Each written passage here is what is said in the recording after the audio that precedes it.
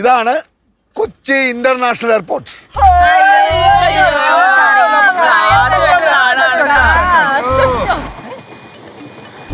ബാ അങ്ങോട്ടോ ഒരു കാര്യം കാണിച്ചുതരാം. വാടേ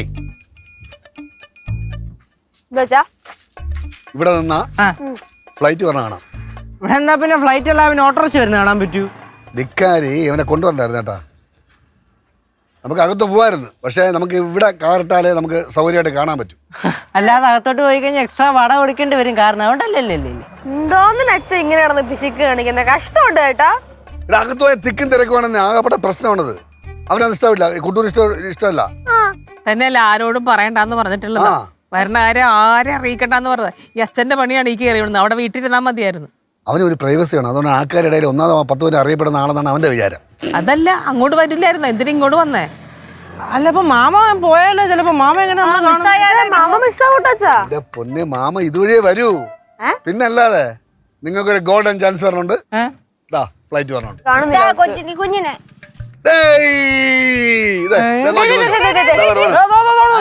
പോവല്ലേ മോളെ?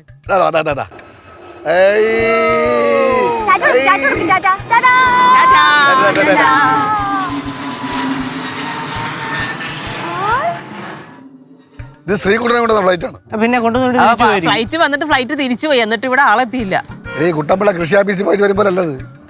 ഒരുപാട് പ്രൊസീജിയേഴ്സ് ഉണ്ട്. ഫ്ലൈറ്റിൽ നിന്ന് വന്നിറങ്ങി പിന്നെ ഇവിടെ ചെക്ക് ഇൻ ചെയ്ത് പിന്നെ ബാഗേജിൻ്റെ അവിടെ നിന്ന് അതെല്ലാം എടുത്ത് വരുമ്പോൾ ഇവനെ വല്ല കുപ്പിയെല്ലാം കൊണ്ടുവന്ന കസ്റ്റംസാരെ പിടിക്കും. തൊഴിലിട്ടേക്കാൾ പിന്നെ തിരിച്ചിറങ്ങി വരാൻ. അപ്പം അത്രയും ടൈം എടുക്കും. വേറെ എന്ത് പറയാനും കളിയായിക്കണം.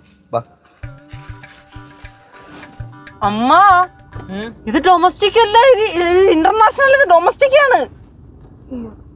ഡൊമസ്റ്റിക്കാ? എന്ത് പണിയാണ് ബാലു. ഇന്റർനാഷണൽ അല്ലേ പോകേണ്ടത്? അവൻ ദുബായിൽ നിന്നല്ലേ വരണേ. ട്രെയിനും ഫ്ലൈറ്റും കൂടെ ഒരുമിച്ച് പോണ അപൂർവ സംഗമം. 12 വർഷത്തിലൊരിക്കൽ ഇത് സംഭവിക്കുള്ളൂ. ഇത് കാണാൻ വേണ്ടിയിട്ടാണ് ഞാൻ ഇവിടെ ഡൊമസ്റ്റിക് നിർത്തിയത്. ആ ഫ്ലൈറ്റിനകത്ത് ഇങ്ങനെ ആരെങ്കിലും കേട്ടോണ്ടല്ലോ എനിക്ക് നിന്റെ ചപ്പാക്കുട്ടി അടിച്ചു. ഞാൻ ഒരു കാര്യം പറയട്ടെ, അച്ഛനും മക്കളും ചളുവാണ്.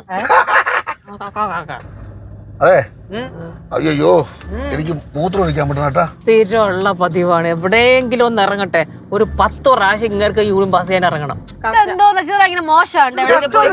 എന്റെ കാര്യം എനിക്കറിയാം. എനിക്ക് മൂത്രം ഒഴിക്കാതെ പിടിച്ചോണ്ടിരിക്കാൻ പറ്റൂല. എനിക്ക് എവിടെ നിർത്തണം. അതെ, അമാരെ അവിടെ നിർത്തണേ.